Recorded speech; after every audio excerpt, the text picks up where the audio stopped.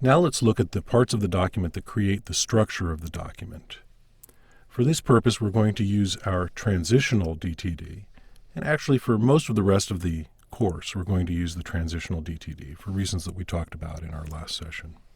The structure of the document is all of these other tags besides the ones that actually create the content, starting with the HTML tag, and the HTML end tag is way down here, which means that everything in between is the content of the HTML container, which is the HTML document itself. Next, we see the head tag, which is also a container. Here's the end of the head tag. So everything in between there is part of the head of the document, as distinct from the body of the document. The head of the document contains things that describe the document or help the document to perform or help the browser to deal with the document, but aren't part of the body of the document itself. For example, in this case, we have the meta tag and the title. The meta tag is used for meta information. That would be information about the document that helps other things describe the document or deal with the document. In this case, this meta tag describes the character set of the document. In this case, ISO 8859-1. The reason for this is really just for the HTML validators, which are starting to require a character set. A little bit of history about character sets. Originally, when computers were new, there was one character set. It was called ASCII, the American Standard Code for Information Interchange. And that contained about 90 or so displayable characters, 128 characters in all. And it's mostly the American alphabet and a few punctuation characters. This is the stuff that you see on your keycaps on an American keyboard.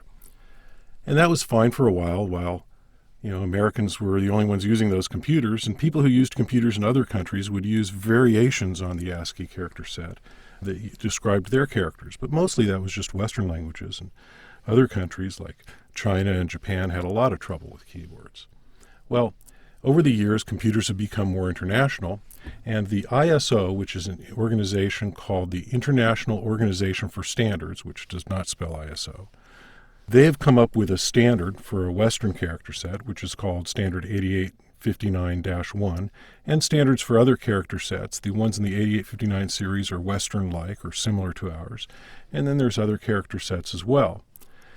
This character set is the most popular character set on the internet, and it's the one that we're using. Now, the W3C, the World Wide Web Consortium, actually recommends a different character set called UTF-8, which is a Unicode character set with many, many more characters that can describe documents, that can perform for documents, a much broader variation of languages. Unfortunately, that character set doesn't work in all the current browsers, let alone the older browsers. So I recommend if your document's going to be publicly accessible on the web, that you use this meta tag right here. And it's what's on our CD-ROM in the templates that we'll talk about soon in our next lesson. And so that's just what I recommend that you put in there. And if you need other character sets, the World Wide Web Consortium's website at w3c.org has a whole lot of information about choosing a character set and how to describe it in your document. Next, we have the title element, which we've seen before. It describes this document, which says DocType Transitional. And we'll notice that if we bring up this document in our web browser, and let me just do that real quick here, take the transitional document, drop it in the web browser, and there it is. You see the title of the document right there, DocType Transitional, and that's what we have right in here, DocType Transitional. Now we have the body tag itself, and the end tag for the body is down here. So everything in between there is the body of the document. That's the stuff that you see in the browser right there. That's the body of the document. Notice here that I have a BG color, and that's the minimum amount of information that I suggest you put in your body tag. There are other things you can put there as well, but at a minimum, I suggest you put in a BG color. That tells the browser to use a white background. Originally browsers defaulted to gray. Some people still have gray as their default. I keep it that way in my browser on purpose, just so I can tell when I forget to put in the BG color. I suggest you do the same thing. Set your background color in your browser to gray. That way you'll never forget to put in a background color in your documents when you make them, because most documents look pretty crappy in gray.